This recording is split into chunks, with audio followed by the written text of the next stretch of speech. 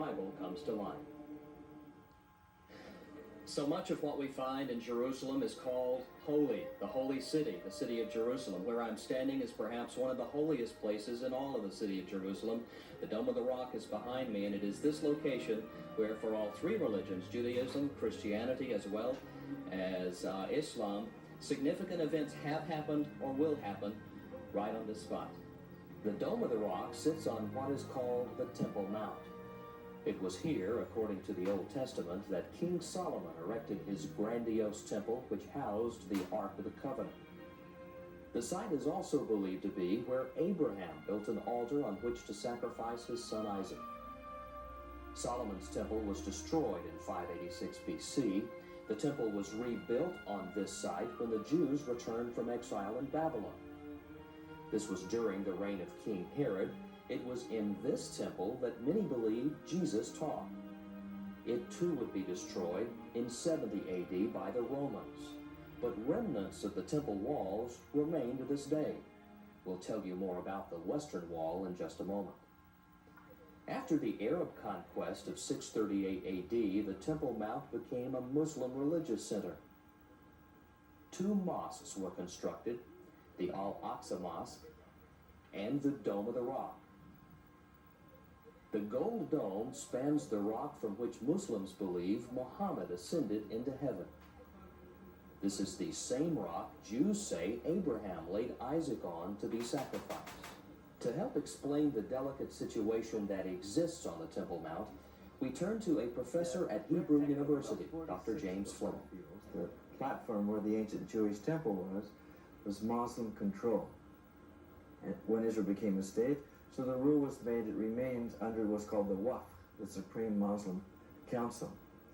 For many Jews, particularly religious Jews, or strongly nationalistic Jews, it's very hard for them emotionally and even historically to accept that a different tradition would control what was the focus of your tradition. Because feelings do run so high regarding the Temple Mount, security is tight. Dr. Fleming told us there have been almost 24 attempts within the last 30 years to blow up the Dome of the Rock, most of them by right-wing Christians. With the presence of a military force so prevalent, it's easy for tourists to feel somewhat ill at ease. But some suggest the security issue has been overstated. Yes, we do have an army, and you do see soldiers walking around the streets with guns, but security isn't an ongoing existential fear in the middle of town every day of your life. That your children can go and play in the park by themselves, you don't have to be worried. Your children can go to and from school on the bus by themselves, and you don't have to be worried. They think that we live in a constant, everyday fear of immediate annihilation and of security issues every minute of our waking life, and that's not true.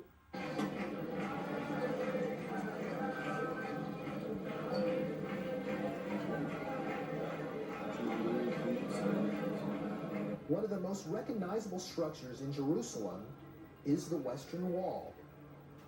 This towering stone wall dates back to the time when King Herod was in power, but more importantly, when the Temple Mount was used as a place of worship.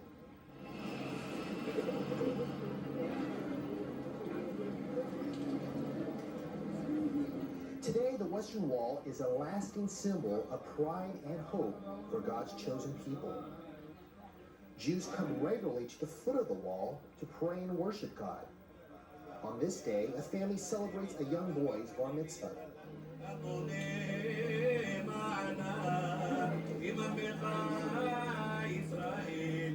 When most people visit Jerusalem, they only see a portion of the Western or Wailing Wall. Many people don't realize that much of the original wall still exists. The entire length of the wall is 488 meters, most of it underground.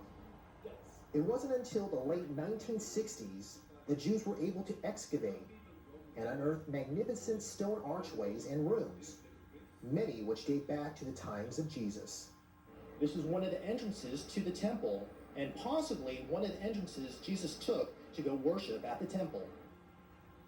The dark and musty tunnels reveal the entire length of the Western Wall, as well as a holy Jewish spot. Earlier we saw a number of Jews praying and worshiping and placing their petitions actually in the western wall outside in the part that is exposed. If you follow the tunneling system through to this location, this is actually the closest place to the Holy of Holies where the temple was originally built. It is what Jews believe is the holiest place that they can come to actually pray and to slip their petitions into the western wall. Standing next to this ancient wall, one can get a better understanding of the plight of the Jews from times of war to times of peace. An inscription close by says, here at the foot of the western wall, more than any other place on earth, the memories of the Jewish past mingle with the hopes of the Jewish future. If only these walls could speak. The city of Jerusalem is surrounded by mountains, the most notable, the Mount of Olives. This mountainside has historic as well as prophetic significance. It is from here that Jesus enters the city of Jerusalem for the last time. The Gospels tell us that Jesus descended the Mount of Olives on a donkey, as onlookers spread their cloaks and palm branches on the road before him.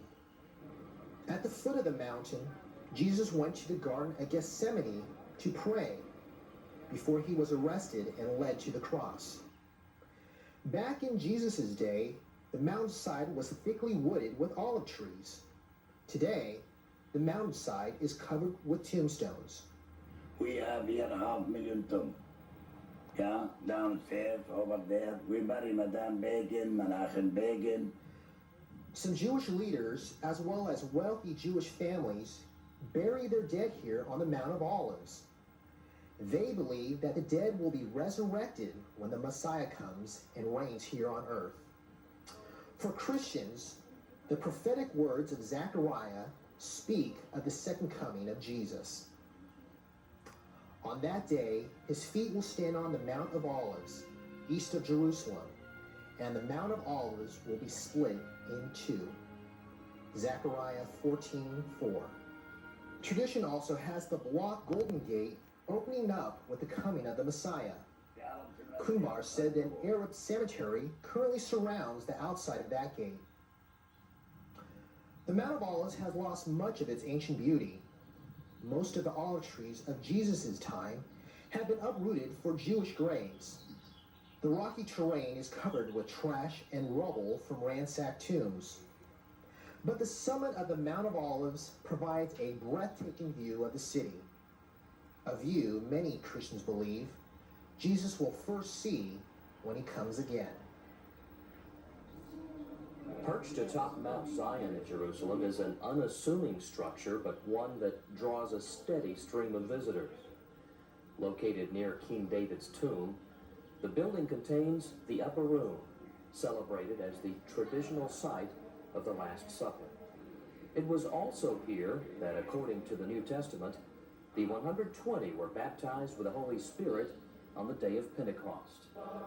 On this particular day, a group of pilgrims from Arkansas and Tennessee paused to reflect on the wonders that occurred here.